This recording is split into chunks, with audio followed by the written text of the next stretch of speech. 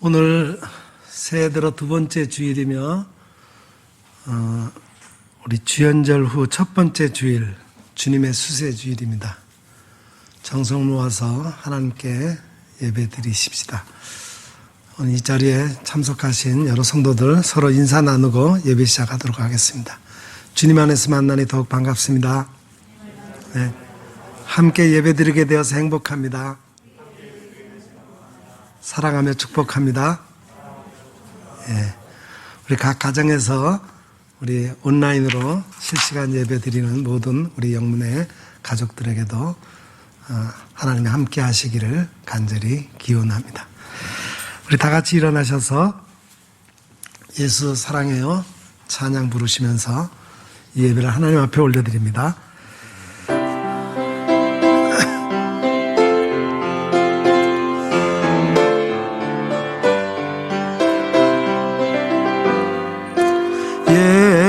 예수 사랑해요 나 주 앞에 엎드려 경배와 찬양 함께 드리네.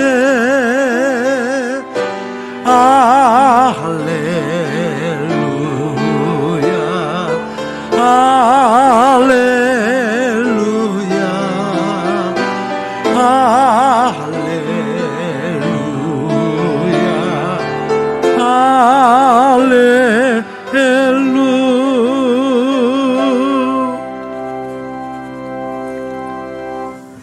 여러 나라의 종족들아 영광과 권능을 여호와께 돌릴지어다. 여호와께 돌릴지어다. 여호와의 이름에 합당한 영광을 그에게 돌릴지어다. 제물을 들고 그 앞에 들어갈지어다. 아름답고 거룩한 것으로 여호와께 경배할지어다. 아멘. 거룩하시고 자비로우신 하나님, 아무런 죄가 없으셨으나 성부 하나님의 뜻을 이루시기 위하여 세례를 받으셨던 예수님을 묵상합니다. 세례받고 물에서 올라오실 때 성령님께서 비둘기 같은 형체로 임하시며 하늘로부터 너는 내 사랑하는 아들이라 내가 너를 기뻐하노라 하셨던 말씀도 기억합니다. 예수님께서 순종하셨던 것과 같이 저희들도 오직 하나님께만 순종하는 마음으로 이 예배를 드리오니 기쁘게 받아 주옵소서. 참 마음으로 예배하는 저희들의 몸과 마음을 맑은 물로 씻어주시고 하나님 앞에 합당한 예배자로 서게 하여 주옵소서. 예수님의 이름으로 기원하옵나이다. 아멘.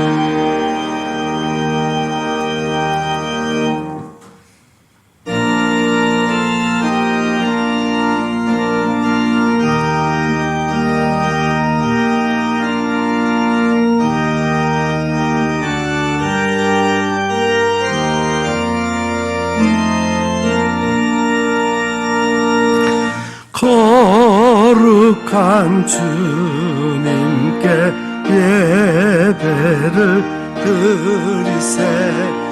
무릎을 꿇고서 영광 돌려 금 같은 순종과 향기로운 겸손을 주님께 바쳐서 경배하세. 주 앞에 삼가서 겸손히 행하면 주 너를 언제나 돌보시리. 말씀엔 위로와 기도 기도의 응답을 내 갈 길 바르게 인도하리. 주 앞에 설 때에 두려워 말아라. 가난한 우리를 도우시리. 보배로운 진리와 온유한 사랑은 주님께 다 바칠 귀한 예물.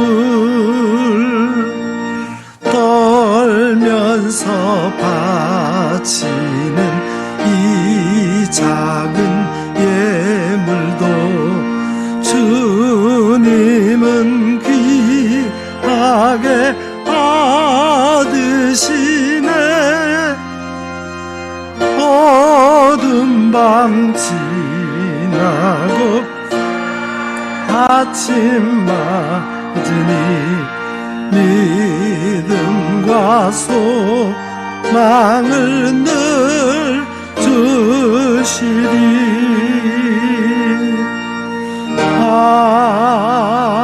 아멘.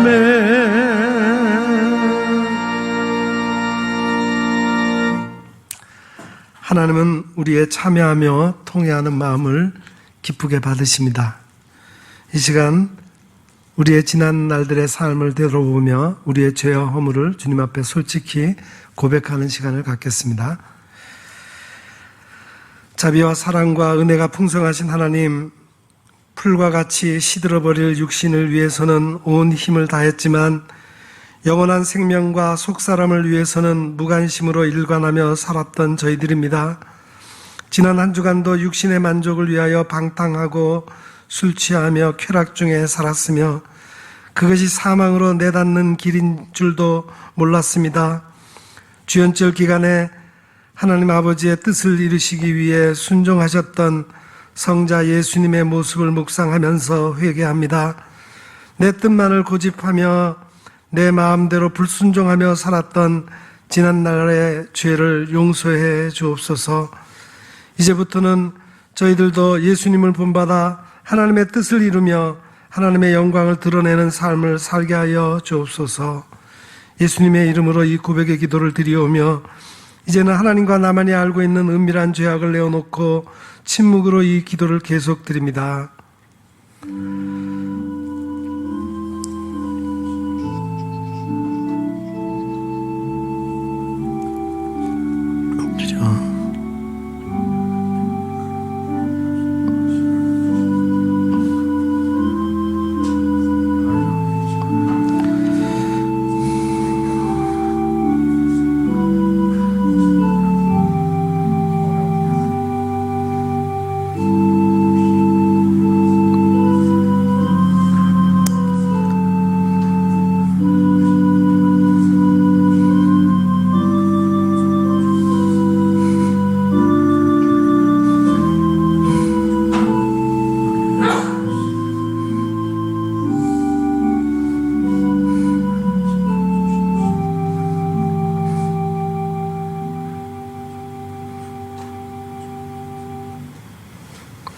진실로 고백하며 참여하는 자에게 용서를 확신케 하며 위로를 주시는 말씀이 여기에 있습니다.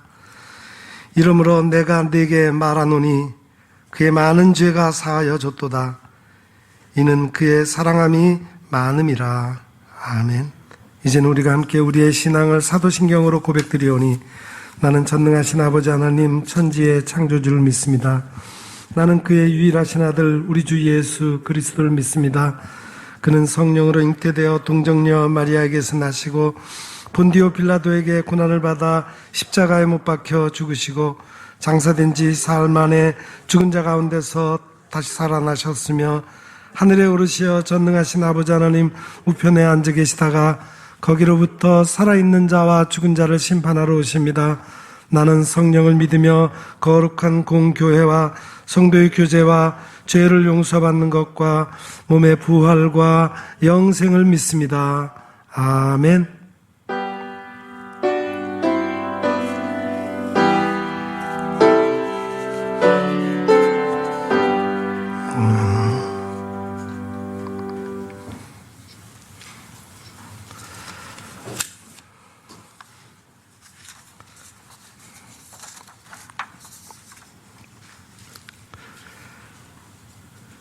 너희 권능 있는 자들아, 영광과 능력을 여호와께 돌리고 돌릴지어다.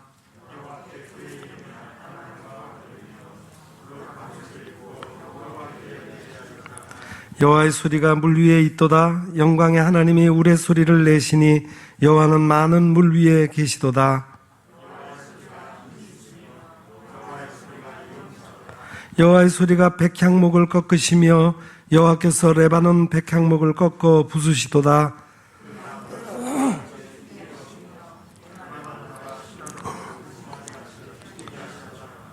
여호와의 소리가 화음을 가르시도다.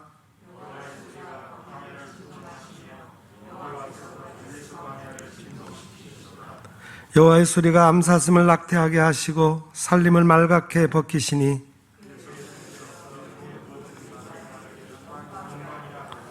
여호와께서 홍수 때 자정하셨으며 여호와께서 영원하도록 왕으로 자정하시도다.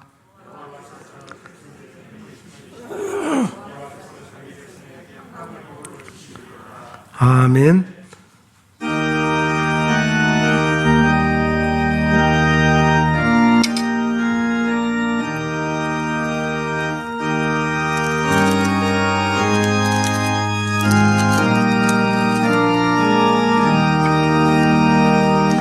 비둘기 같이 온유한 은혜의 성령 오셔서 거친 마모루 만지사 위로와 평화 주소서. 진리의 빛을 비추사 주의 길 바로 걸으며 주님을 옆에 모시고 경건히 살게 하소서. 주님과 동행하면서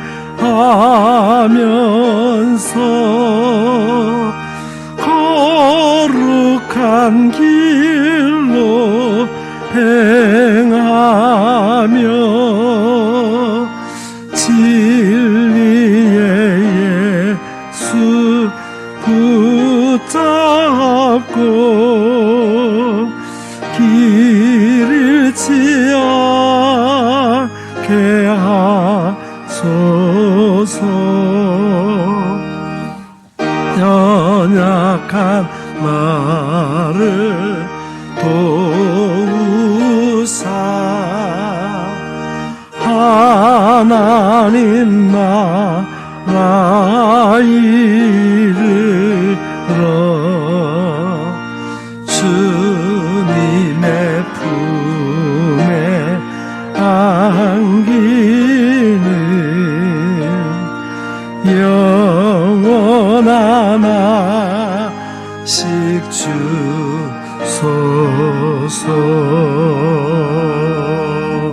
아멘.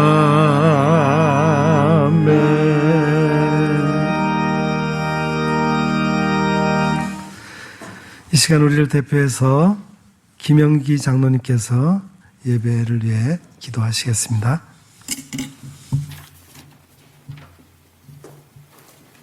지난 2020년을 뒤로하고 소망의 새해를 주신 우리 생명의 주인이시며 역사를 주관하시는 전능하신 하나님 아버지, 예수님의 십자가 구속의 은총으로 우리를 하나님의 자녀 삼아주시고 코로나19의 재난 속에서도 우리를 지켜주시며 2021년 새해를 허락하신 하나님의 사랑하심과 은혜를 감사드립니다.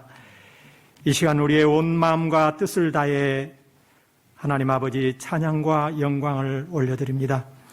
긍휼하신 하나님 아버지, 어리석은 우리들의 교만과 탐욕으로 이기주의와 물질 만능주의가 만연하고 교회가 거룩함을 상실했습니다. 종교다원주의가 득세하는데도 교회는 침묵하고 교회 역시 세속화로 변질되었습니다.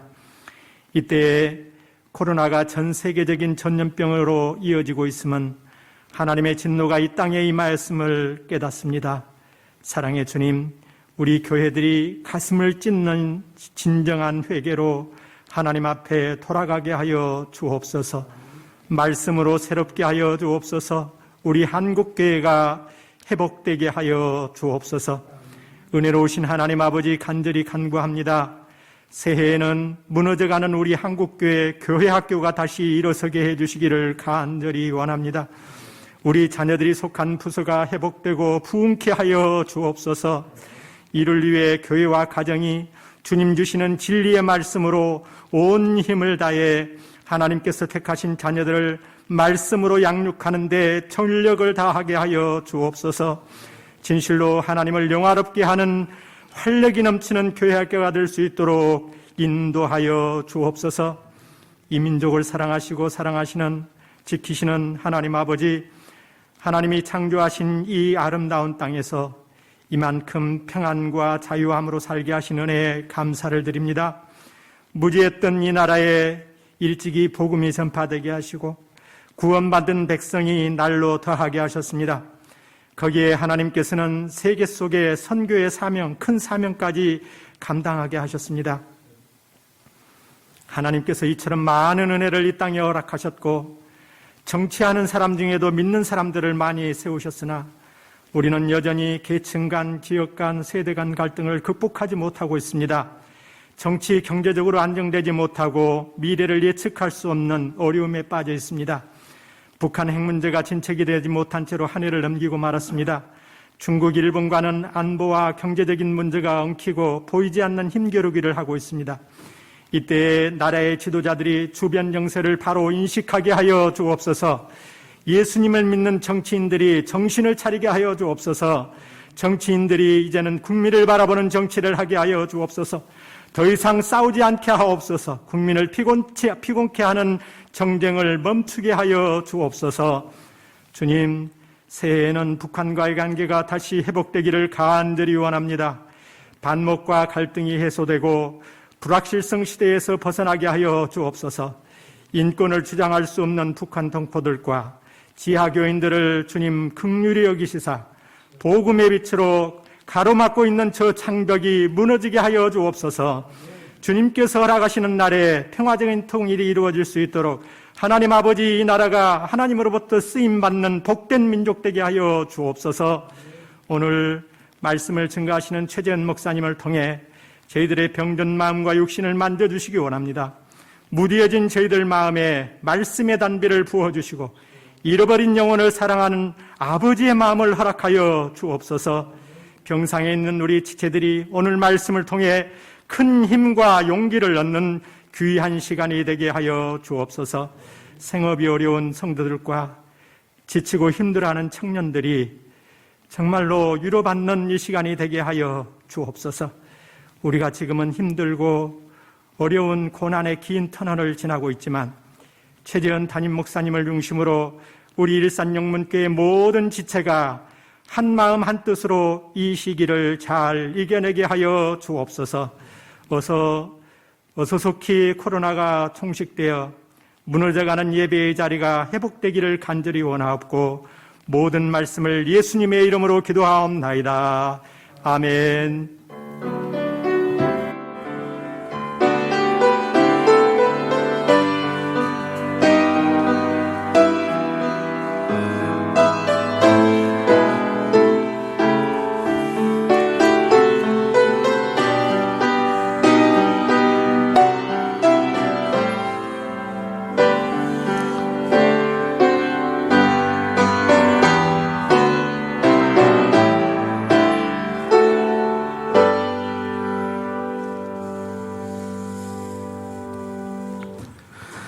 봉헌 시간입니다.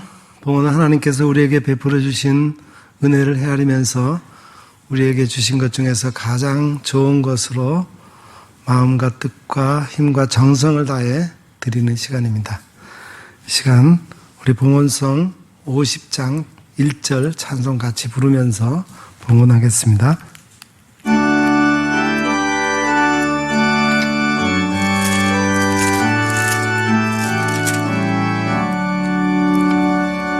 내게 있는 모든 것을 아낌없이 드리니 사랑하고 의지하며 주만 따라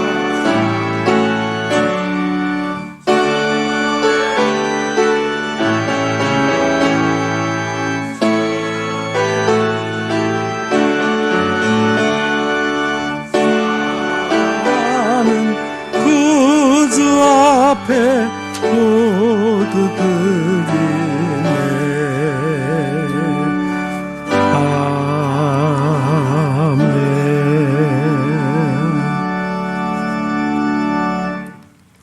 천지를 창조하신 아버지 하나님, 모든 것이 아버지에게서 나오고 아버지에게로 돌아가는 것을 알고 믿습니다. 모든 것을 창조하셨을 뿐만 아니라 창조하신 모든 것을 이끄시며 저들에게 필요한 것을 공급하시는 주님의 사랑을 찬양합니다. 주께서 주신 것 가운데 특별히 정성으로 구별하여 주님께 바칩니다. 11조의 예물과 감사의 예물, 주일헌금, 그리고 여러 가지 모양으로 주님께 드리는 예물을 받아 주옵소서. 드리는 성도들의 마음을 받으시며 하나님의 복음을 전하고 어려운 사람을 돕는 일에 사용하게 하옵소서. 이 시간 주님의 선하심을 믿고 간구합니다.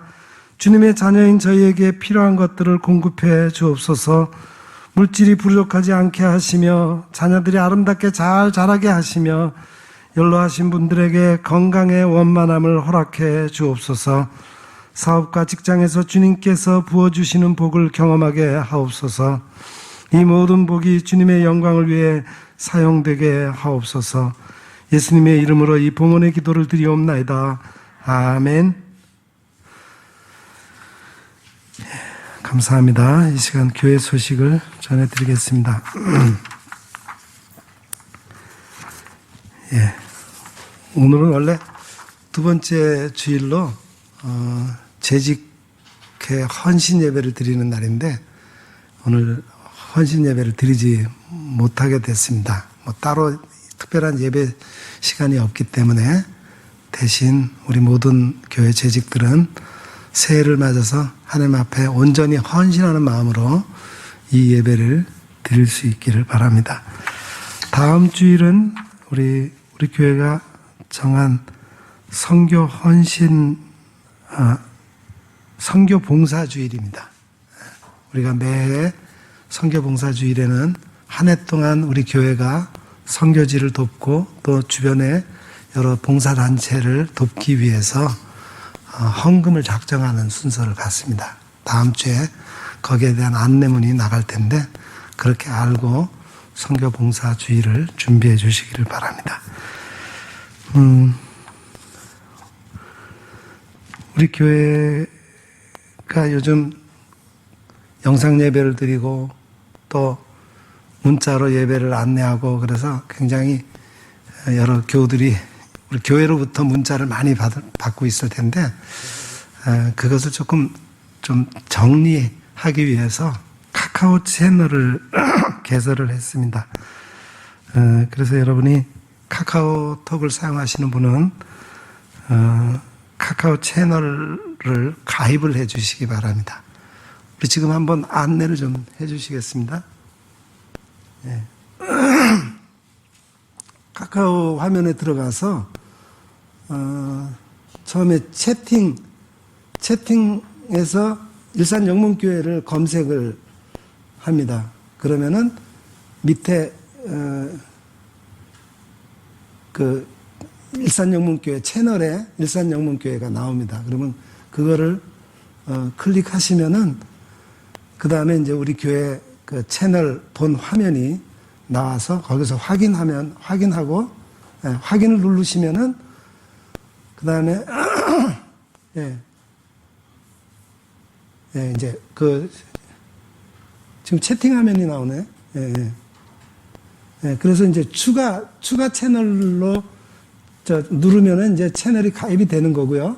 그 다음에 이제 사용하실 때에는 정보에서 옆에 소식을 누르면은 우리 교회 모든 에서 그 채널에 올려놓은 주보라든지 그 다음에 예배 영상이라든지 그런 얼마든지 우리 들어가서 볼 수가 있습니다. 그래서 앞으로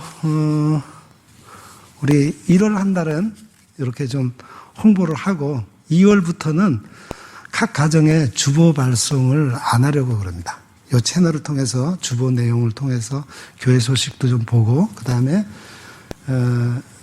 그 예배도 실시간 영상 예배도 이 채널을 통해서 유튜브로 바로 연결해 가지고 볼 수가 있거든요. 그렇게 했으면 좋겠습니다. 혹시 카카오를 제대로 사용하지 못하는 어르신들 가정에는 우리가 좀 연락을 해서 확인해서 그 가정에는 그냥 그 주보를 발송하도록 하겠습니다. 그동안에 전교인에게 발송을 하다 보니까 여러 가지 좀 어려운 점들이 많습니다. 또 매번 일주일에 문자도 한 서너 번씩 전교인 대상으로 문자를 보내니까 그렇게 하지 말고 이제 2월부터는 이 카카오 채널을 통해서 여러분들이 우리 교회에 여러 가지 소식이나 영상 예배를 같이 이렇게 참여하면 되겠습니다. 그리고 2021년 느헤미야 프로젝트라는 게 있습니다. 이것은 나라와 민족을 위해서 한 달 간격으로 매일매일 기도하는 겁니다. 30일만 딱 기도하는 게 아니라 매일매일 한 달 간격으로 기도를 하는 건데 이런 기도 프로젝트에 우리 성도들도 함께 참여하시기 바랍니다. 여기 기도 자료는 필경대에 비치되어 있습니다.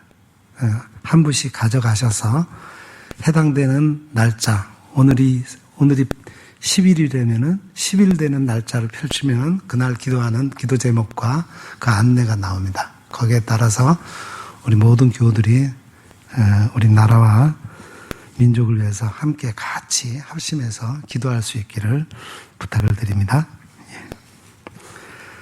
감사합니다. 오늘 다른 소식은 우리 주보 소식란을 참고해 주시기 바랍니다.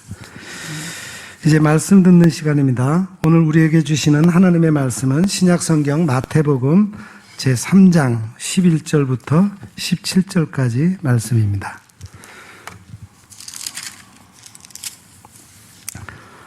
마태복음 제3장 11절부터 17절까지 말씀 이제 제가 받들어 읽겠습니다.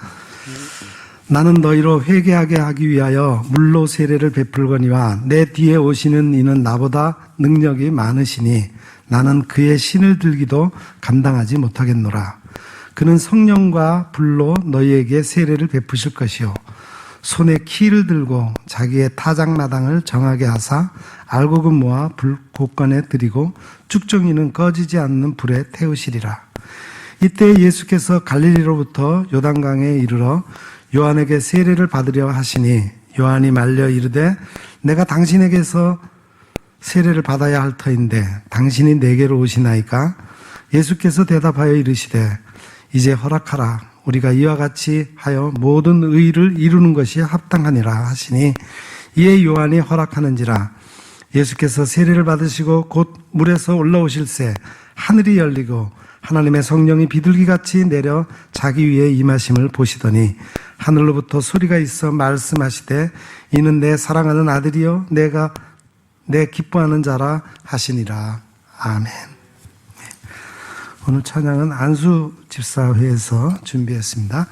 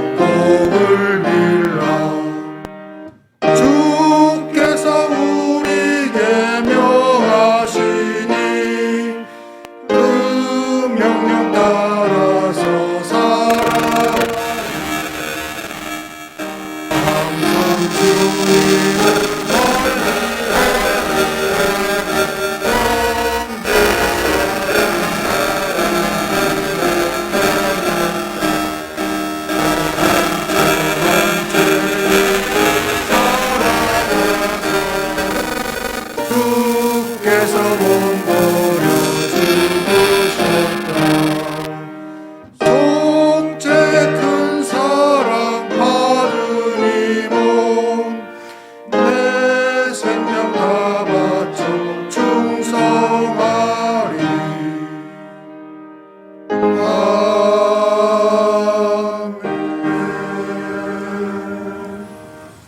아멘. 새해 들어서 내 마음을 다해서 하나님 앞에 충성하겠다라고 하는 그런 다짐의 찬양이었습니다. 교회력으로 볼 때 오늘은 예수님의 수세주일입니다. 현재 전 세계의 개신교회는 주연절 이후 첫 번째 주일을 맞아서 예수님의 수세주일로 지키고 있습니다. 즉 예수님의 세례 받으심을 기념하여 지키는 주일이죠. 예수님께서는 세례 요한에게 나아가 요단강에서 세례를 받으심으로 그의 공생애를 시작하셨습니다. 그만큼 예수님의 세례가 예수님의 사역을 시작하시는 데 큰 의미가 있었다는 뜻입니다. 오늘 우리가 한 해의 사역을 시작하는 시점에서 예수님의 세례의 의미를 생각해 본다는 것은 우리의 한 해의 사역을 시작하는 자세에 큰 도움이라고 생각해서 오늘 말씀을 준비했습니다. 한 해를 시작하면서 죄의 내리에 커다란 충격으로 다가온 사건이 계속 저를 괴롭히고 비참하게 만들었습니다. 바로 정인이 살해 사건입니다. 이미 여러분도 매스컴 보도를 통해서 잘 알고 있겠지만 생후 16개월밖에 되지 않은 그 여린 아기를 입양한 양부모가 아기를 굶기고 방치하고 학대하고 때려서 죽였습니다.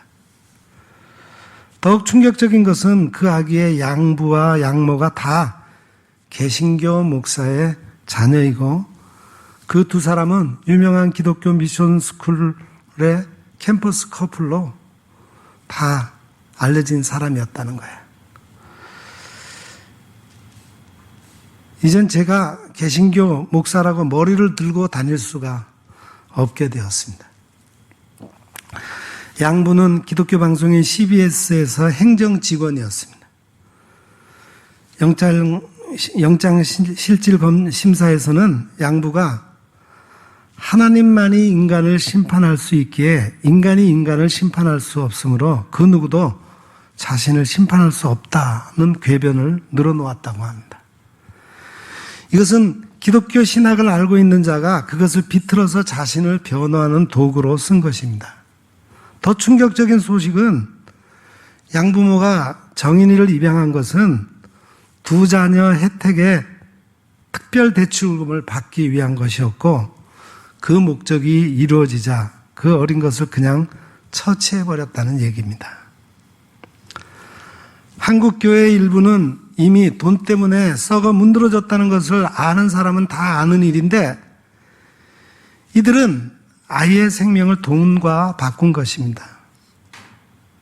예수님은 죽을 사람들을 살리기 위해서 자신의 생명을 내어주셨는데 이 인간들은 돈을 얻기 위해서 아이의 생명을 노략질한 것입니다. 저주받은 악인들의 모습이 적나라하게 드러났습니다. 양모의 친정아버지 장모 목사는 항의하는 사람들에게 딸과 사이가 저지른 일에 왜 내가 욕을 먹어야 하느냐고 대거리를 했다고 합니다. 그러면서도 변호사를 10명이나 선임했는데 시민들의 항의로 변호사들이 선임을 취소했다고 합니다. 아 하고 한탄이 저절로 나옵니다. 이제 기독교인이라고 내세울 것이 없습니다. 부끄러워 마냥 숨고 싶습니다. 이게 우리 한국 기독교에 드러난 민낯이기 때문입니다. 정인이의 양부, 양모의 책임만이 아니고 우리 모든 기독교인의 모두의 책임입니다. 그동안 우리 한국교회가 물질 만능주의에 빠져서 기복주의 신앙으로 도덕과 윤리가 무너지고 말았기 때문입니다. 이제 어떻게 해야 할지 모르겠습니다. 저는 이런 상태의 우리의 현실을 솔직히 인정하고 철저히 회개하는 길만이 이런 것에서 회복할 수 있는 유일한 길이라고 생각합니다. 그래서 오늘부터 우리 안에는 기독교 신앙의 본질에서 떠난 잘못된 세상적 가치관이 없는지를 철저히 가려내고 하나님 앞에서 통렬히 돌이켜 회개하는 것으로 한 해를 시작해야 하겠습니다. 오늘 본문 말씀은 세례 요한의 사역과 예수님의 세례 받으심에 대한 기록입니다. 본문에서 세례 요한은 그의 뒤에 오실 메시아를 소개하고 있습니다. 그는 자신은 단지 메시아의 길을 예비하는 자일 뿐이며 메시아는 눈에 보이는 세례가 아니라 참된 세례를 베푸실 분이고 종말의 심판을 행하실 분이심을 선포합니다. 요한은 자신은 물로 세례를 주는 반면에 그리스도께서는 성령과 불로 세례를 주실 것이라고 함으로써 자신이 그리스도가 아님을 분명히 밝힘과 동시에 예수 그리스도께서 하실 사역의 특징이 무엇인지를 밝히고 있습니다. 여기서 성령 세례와 불 세례는 다 같이 신자 위에 임할 하나님의 은총을 말하는 겁니다. 한편 요한은 여기서 예수님을 마지막 때에 타작마당에서 키를 들고 쭉정이를 불에 태우실 분으로 묘사하고 있는데 이것은 예수님께서 심판주 메시아이심을 더욱 분명하게 밝히고 있는 말씀입니다. 그리고 본문은 예수님의 세례 받으시는 장면에서 끝을 맺는데 여기서 문제가 되는 것은 죄가 전혀 없으신 예수님께서 왜 세례를 받으셔야 했는가라는 질문입니다. 그 당시의 세례, 특별히 예수님께서 받으신 세례 요한의 세례는 회개의 세례였습니다. 그런데 죄가 없으신 예수님께서 굳이 회개의 세례를 받으실 필요가 있었겠느냐 하는 겁니다. 그런데도 예수님은 요한에게 세례를 받으셨습니다. 분명 죄가 없으신 예수님이 회개의 세례를 받으신 것에는 특별한 의미가 포함되어 있었습니다. 그렇다면 예수님께서는 무엇 때문에 세례 요한에게서 세례를 받으신 것일까요? 예수님의 세례는 오늘 우리에게 무엇을 말씀하고 있는 것일까요? 놀랍게도 예수님의 공생애는 요한을 찾아가 세례를 받으심으로 시작이 됩니다. 예수님께서 하나님의 아들로서 아버지의 일을 하시는 분이라면 하나님께 직접 계시를 받고 세례를 받으시며 아버지의 능력을 입는 것이 순서상 옳은 것일 텐데 일반적인 기대와는 달리 예수님께서 세례 요한을 굳이 찾아가셔서 그에게 세례를 받으심으로 하나님의 아들 메시아 구원자로서 공생애를 시작하셨다는 겁니다. 13절 마지막 말씀에 보면은 예수님께서 요한을 찾아간 이유는 바로 세례를 받으시기 위해서입니다. 여기서 우리는 두 가지를 알 수 있습니다. 첫째는 예수님의 겸손입니다. 주님께서는 하나님 나라를 이루기 위해 자존심, 경쟁심, 반항심마저 버리시고 아무것도 없다는 겁니다. 우리도 예수님을 믿으면서 자존심, 반항심 등 모든 사심을 버려야 합니다. 예수님께서 하늘 보좌를 버리시고 세상에 오셔서 체면이나 지위 따위를 생각지 않으시고 세례 요한을 찾아가 겸손히 세례를 받으셨습니다. 우리가 하나님의 뜻을 이루기 위해 모든 것을 버리고 겸손하게 섬길 때 하나님의 기적들은 나타나게 됩니다. 둘째는 원래 세례는 죄인이 회개한 후에 받는 것인데 죄를 짓지 않으신 예수님께서 요한을 찾아오셔서 세례를 받으셨습니다. 예수님께서 세례를 받으신 이유는 세례를 받아야 하는 우리에게 모범을 보이기 위한 것입니다. 또 당시에는 죄인이 십자가를 지는 것이지만 예수님께서 스스로 십자가를 지셨습니다. 그 이유는 자신의 죄를 속하기 위함이 아니라 모든 인류의 죄를 속하기 위해서 대신 지신 것입니다. 우리는 여기서 예수 그리스도께서 예수 그리스도에게서 겸손과 자기 희생을 배울 수 있습니다. 이것은 아직도 복음 안에 들어오지 못한 사람들, 성령을 받지 못한 사람들을 위한 예수님의 모습입니다. 예수님께서 찾아오셨을 때 가장 큰 충격을 받은 사람은 바로 세례 요한이었습니다. 요한은 예수님을 위해 존재했고 그분의 앞마당을 쓸고 있었으며 주님께서 가시는 길을 평탄케 하는 임무를 띠고 있었습니다.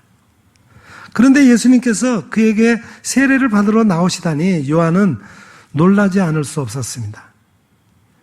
14절 말씀입니다. 요한이 말려 이르되 내가 당신에게 세례를 받아야 할 터인데 당신이 내게로 오시나이까?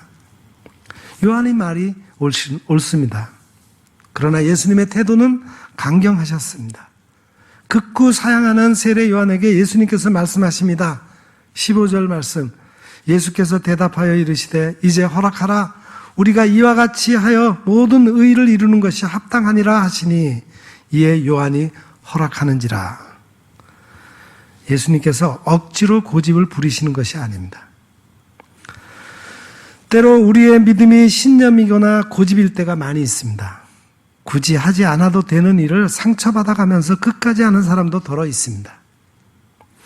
예수님께서 주장하신 것은 그런 아집이 아니라 인류 구원을 위한 애정, 사랑, 헌신, 눈물이었습니다. 오히려 예수님께서 세례 요한에게 부탁하십니다. 나에게 세례를 주라. 이를 통과해야 한다. 영적이었던 세례 요한은 예수님의 의도를 즉시 알아차리고 곧 태도를 바꿉니다. 그는 예수님께 세례를 허락하기로 결정합니다. 여기서 우리는 진정한 겸손의 전형을 볼 수 있습니다. 예수님에게 진정한 겸손은 세례 요한을 찾아오신 것이고 세례 요한에게 진정한 겸손은 예수님의 요구를 허락한 것입니다. 자신을 낮추는 사람에게 세례를 받으시는 하나님의 모습을 통해 진정한 겸손을 발견할 수 있습니다. 예수님께서 주님으로서 선생으로서 솔선수범의 겸손을 보이시며 세례 요한을 찾아오셨습니다. 세례 요한은 겸손하게 예수님께 세례를 베풀었습니다. 진정한 겸손이란 자신이 하나님을 위해 무엇을 하는 것이 아니라 하나님께서 하시고자 하는 일을 떨림과 두려움 가운데 순종하는 것입니다. 세례 요한으로서 감당할 수 없는 일이었지만 예수님께서 원하셔서 요한은 물로 예수님께 세례를 주었습니다. 교회는 세례 공동체로서 세례 중심이어야 합니다. 왜냐하면 너희는 가서 모든 민족을 제자로 삼아 아버지와 아들과 성령의 이름으로 세례를 주고 라고 말씀하셨기 때문입니다. 다음에 16절 17절을 봅시다. 예수께서 세례를 받으시고 곧 물에서 올라오실새 하늘이 열리고 하나님의 성령이 비둘기같이 내려 자기 위에 임하심을 보시더니 하늘로부터 소리가 있어 말씀하시되 이는 내 사랑하는 아들이요 내 기뻐하는 자라 하시니라. 예수님께서 세례를 받으신 후 세 가지 영적 사건이 일어납니다. 첫째는 하늘이 열렸다 그랬습니다. 둘째는 하나님의 성령이 비둘기같이 예수님 위에 임하신 것입니다. 성령 세례는 한 번 임하시면 계속 머무시는 특징이 있습니다. 이를 흔히 불세례라고도 합니다. 셋째는 하늘에서 음성이 들린 것입니다. 이런 영적 사건이 일어남과 동시에 예수님의 공생애는 시작이 됩니다. 첫 번째 영적 사건으로 하늘이 열린 것은 하늘이 허락하시고 하늘과 통했다는 것을 의미합니다. 곧 하나님의 뜻이 이루어짐을 의미하는 것이기도 합니다. 미래가 열린 사람이 미래를 볼 수 있고 미래가 닫힌 사람은 미래를 보지 못할 뿐만 아니라 미래로 나아가지도 못합니다. 즉 하늘이 열린 것은 하늘이 허락한 예수님의 공생의 시작을 의미하는 것입니다. 무슨 일을 하든지 스스로 결정하고 시작하는 것이 아니라 하나님께서 선포하시고 시작하셔야 합니다. 하나님의 섭리에 따른 허락이 있어야 합니다. 교회도 사역도 하나님의 허락이 있어야 합니다. 우리가 어떤 일을 할 때 자주 갈등하는 것은 주님의 뜻에 따라 하지 않고 인간적인 생각으로 하기 때문입니다. 나의 생각을 하나님의 뜻으로 착각하고 있지 않은지 살펴보아야 합니다. 세례를 받는다는 것은 예수님을 영접한다는 것입니다. 곧 예수님의 보혈로 죄사함을 받는다는 의미입니다. 에베소서의 말씀대로 하나님께 선택을 받고 예수 그리스도의 구속, 곧 죄사함을 받으며 성령의 인치심을 받는 것을 말합니다. 두 번째 영적 사건은 하나님의 성령이 비둘기같이 예수님 위에 머문 것인데 이것이 예수님의 생애와 사역의 결정적인 사건이 됩니다. 예수님께서는 성령으로 잉태하신 분이죠. 그러나 29년 동안 조용히 지내시다가 요단강에서 요한에게 세례를 받으실 때 하늘이 열리고 하나님의 성령이 예수님 위에 임하신 것입니다. 마치 120명의 제자들이 마가의 다락방에 모여 열흘 동안 합심으로 기도하는 중 오순절을 맞아 호련히 급하고 강한 바람 같은 소리가 나타난 것과 같습니다. 불의 혀같이 갈라지는 기운이 120명의 머리 위에 임하였습니다. 저들은 성령님께서 말하게 하심을 따라 다른 방언으로 말하기 시작하고 텅 빈 영혼의 성령 충만함이 시작되었습니다. 스펀지에 물이 스며들듯 성령님의 생기와 능력들이 각 개인의 머리부터 발끝까지 스며들어 사고와 언어와 행동들을 주관하셨습니다.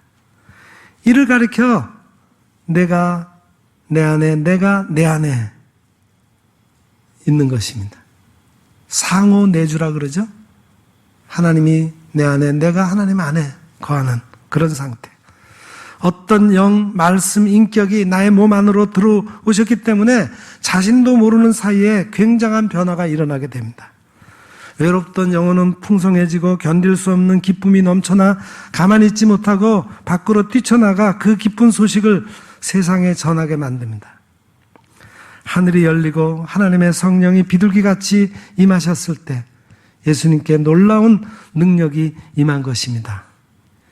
그 이후 예수님의 생애는 완전히 달라지십니다. 마귀의 세력을 꺾고 사람들의 질병을 고치시며 죽은 자를 살리시고 더러운 귀신들을 내쫓는 일을 시작하십니다.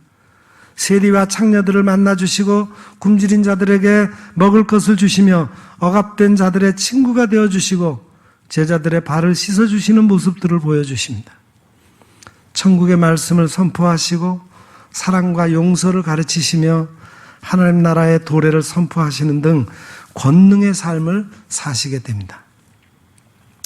사도행전 10장 38절에 하나님이 나사렛 예수에게 성령과 능력을 기름 붓듯 하셨음에 저가 두루 다니시며 착한 일을 행하시고 마귀에게 눌린 모든 자를 고치셨으니 이는 하나님이 함께 하셨음이라 그렇게 기록되고 있습니다. 이것은 모든 기능이 탁월한 그런 첨단 자동차에 시동을 거는 것과 같습니다.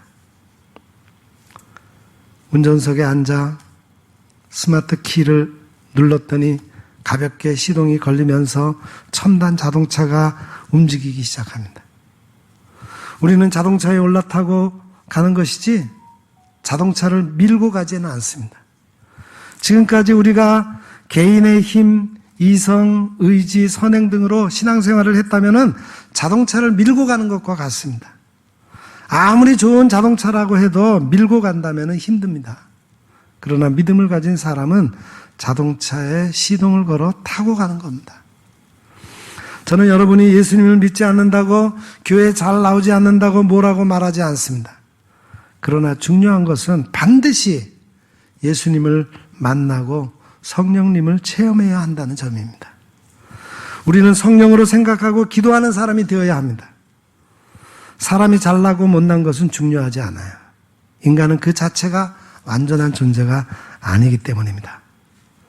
때로 실수가 있고 결심했다가도 무너뜨리는 것이 인간입니다. 대표적인 사람이 바로 시몬 베드로였습니다. 그는 3년 동안 예수님을 따라다녔지만 부활하신 예수님을 만나고도 알아보지 못했습니다. 그러나 베드로는 오순절에 성령을 받은 후 연약함과 두려움을 극복하고 담대한 주님의 일꾼이 되었습니다. 여기 17절 후반부를 보면은 하나님의 성령이 임하신 후 하늘에서 소리가 들립니다. 이는 내 사랑하는 아들이여 내 기뻐하는 자라. 여기서 우리는 중요한 공식을 배울 수 있습니다. 우리가 하나님의 음성을 듣고 싶다면 성령 세례를 받아야 한다는 것입니다. 성령 세례의 체험 없이 하나님의 음성을 들을 수 없습니다. 성령 세례 없이 듣는 것은 마귀의 소리여 자기 묵상의 결과일 뿐입니다. 물로 세례를 받은 후에 성령 세례를 받는 것이고 성령 세례를 받은 후에 하나님의 음성을 들을 수 있습니다. 하나님의 음성에서 그 핵심은 너는 내 사랑하는 아들이요 내가 기뻐하는 자라는 것입니다. 우리가 이런 음성만 들을 수 있다면 다른 것은 아무런 의미가 없게 됩니다. 저는 아직 손주가 없어서 모르겠는데 손주를 두신 목사님들의 얘기를 들으니까 자식에 비해서 손주 사랑은 정말 대단한 모양이에요. 한 번은 목회자 세미나에 갔는데 연세가 드신 목사님과 한 방을 쓰게 되었습니다. 그런데 그 목사님이 어찌나 손주 자랑을 하시던지 이제 손주 자랑하시려거든 돈 내놓고 하십시오. 그랬더니 얼마든지 돈 내놓고 하겠다는 겁니다. 그렇게도 하는 짓이 다 사랑스러워 보인다는 거예요. 어떤 사람에게든 항상 좋고 무조건 기쁜 것이 있습니다. 그 사람은 상대방이 하는 짓이라면 모두 좋고 마냥 기쁘게 여깁니다. 그렇듯이 하나님께서 우리를 항상 좋고 귀하게 여기십니다. 사랑하는 아들로, 사랑하는 딸로, 기뻐하는 자로 여기십니다. 그렇다면 마지막으로 우리가 어떻게 하면은 예수님에게 임하신 하늘이 열리는 세례를 받을 수 있을까요? 어떤 일을 행할 때 하고 싶지 않지만 어쩔 수 없이 강제로 하게 되는 경우가 있습니다.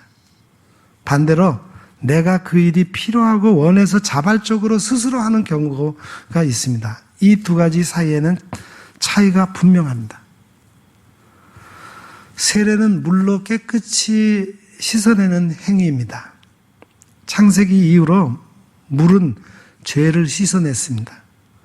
성경에 등장하는 이름이 알려진 사람이거나 알려지지 않은 무수한 사람들이 물로 씻음을 받았습니다. 물로 씻는 주체는 하나님이셨어요. 역사의 시작부터 하나님은 이미 인간을 물로 깨끗하게 하셨습니다. 대표적인 예가 노아의 홍수 사건입니다. 이 물은 죄를 씻어내기는 했으나 사람들이 자발적으로 원한 것은 아니었습니다. 죄에 빠져 죽을 수밖에 없는 상황에서 하나님이 물로 심판하셨습니다. 이런 심판을 원하는 사람은 없습니다. 그래서 우리는 스스로의 죄를 자백하고 깨끗이 씻음을 받아야 합니다. 그렇지 않으면 하나님은 우리를 용서하지 않으실 것입니다. 우리를 미워하셔서가 아닙니다. 죄를 미워하시기 때문입니다. 물로 깨끗하게 되는 것은 심판만 있는 것이 아닙니다. 맑은 물은 우리를 정결하게 하고 더러운 것에서 구별되게 합니다. 온갖 우상 숭배에서 우리를 정결하게 합니다. 결국 우리는 맑은 물을 갈구해야 합니다. 하나님은 자신이 열어주신 정결하게 되는 방법을 우리 스스로가 취하기를 원하십니다. 스스로 정결케 되는 맑은 물의 세례를 받을 때 하나님은 그리스도와 연합이 되게 만들어주십니다. 오늘 예수님이 먼저 그 모범을 보이셨습니다. 우리도 그 모범을 따라야 합니다. 10여 년 전 울산의 한 학원에 강도가 침입했습니다. 35살 조모 씨는 영어 학원에 학원장 우모 씨만 혼자 있는 것을 확인하고 찾아가서 상담을 받는 척 하다가 흉기를 꺼내 휘둘렀습니다. 코를 조금 다친 우모 씨는 조 씨가 당황하는 모습을 보고 일어나 그에게 말을 걸기 시작했습니다. 그리고 조 씨가 하는 이야기를 차분히 들었습니다. 조 씨는 학원장 우 씨가 종교 관련 책을 꺼내놓고 설득을 시작하자 의자에 앉아 지난 일을 털어놓았습니다. 자신도 종교 생활을 했던 조 씨는 그 전에 이혼을 하고 직장도 잃어 생활고에 시달리다가 일을 계획했다고 하며 끝내는 흐느끼기 시작했습니다. 그를 용서하고 종교음악이 담긴 mp3까지 선물로 주고 가게 했지만 조 씨는 다시 돌아왔습니다. 그리고 무릎을 꿇고 자신을 신고해달라고 사정했습니다.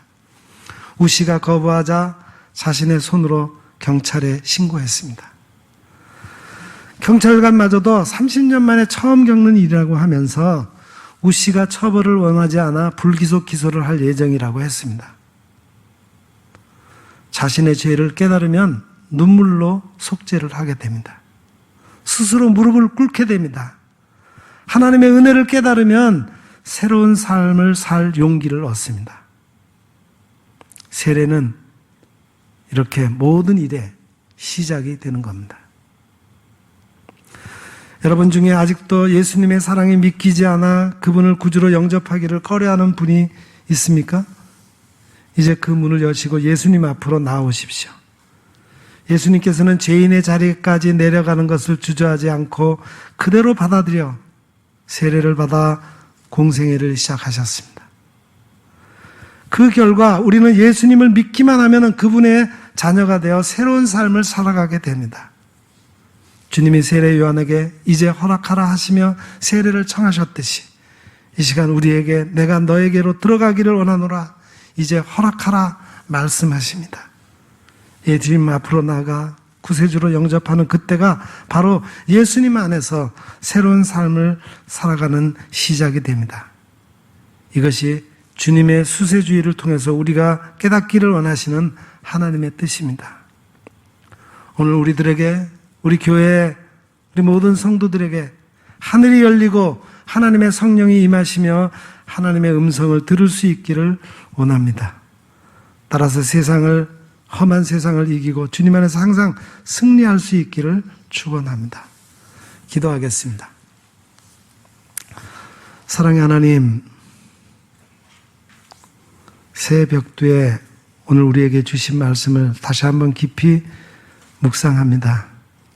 예수님은 하나님의 뜻을 이루기 위해 모든 인류의 죄를 대신해서 세례 요한으로부터 깨끗함을 얻는 세례를 받으시고 또 세례를 받으실 때 성령님 그 가운데 임하시어 큰 능력을 받고 하늘로부터 사랑하는 아들이다, 기뻐하는 자다 라는 음성을 듣고 사역을 시작하셨습니다.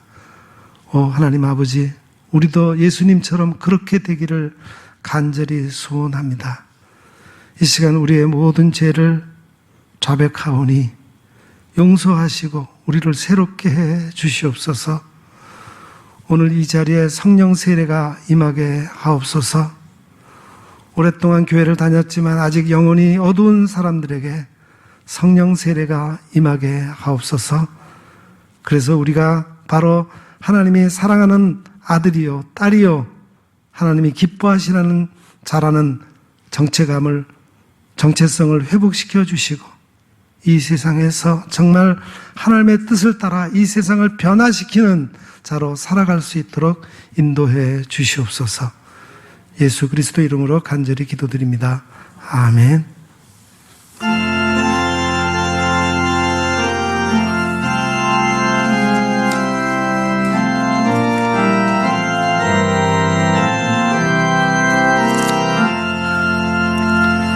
주 예수님 맘에 오사 날 붙들어 주시고 내 마음에 새 힘을 주사 널 기쁘게 하소서. 사랑의 주 사랑의 주 내 마음속에 찾아오사 내 모든 죄 사하시고 내 상한 맘 고치소서. 주 예수님 내 맘에 오사 내 소원 다 아시고 내 무거운 짐 맡아주사 참 평안을 주소서. 사랑의 주 내 맘 속에 찾아오사 내 모든 죄 사하시고 내 상한 맘 고치소서. 주 예수님 내 맘에 오사 날 정결케 하시고 그 은혜를 내 맘에 채워 늘 충만케 하소서. 사랑의 주 내 맘속에 찾아오사 내 모든 죄 사하시고 내 상한 맘 고치소서. 주 예수님 내 맘에 오사 내 길 인도하시고 주 성령을 내 맘에 채워 늘 충만케 하소서. 사랑의 주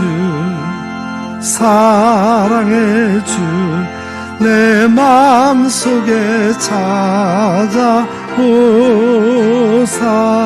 내 모든 죄 사하시고 내 상한 맘 고치소서.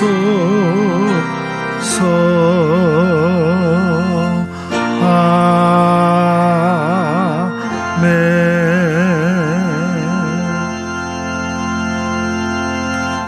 사랑하는 성도 여러분, 여러분에게 위탁의 말씀을 드립니다. 한 해의 시작을 철저히 우리 자신을 돌아보며 하나님의 뜻에서 떠났던 것을 회개함으로 시작하십시다. 우리의 죄를 예수님 앞에 고백하여 죄 씻음의 세례를 받읍시다. 또한 하늘이 열리고 이는 내가 사랑하는 아들이여 내가 기뻐하는 자다라는 음성을 듣는 성령 세례를 받아 하나님의 자녀로서의 정체성을 회복하시기를 부탁드립니다. 기도하겠습니다. 이제는 우리 구주 예수 그리스도의 은혜와 우리 하나님 아버지의 크고 넓으신 사랑하심과 성령님의 감화, 감동, 위로, 교통, 충만하심이 여기 머리 숙인 주의 거룩한 백성들 위에와 그 가정과 생업 위에 또한 우리 온 교회와 이 나라 이 민족 위에 이제로부터 영원 무궁토록 함께 하옵시기를 간절히 축원하옵나이다. 아멘.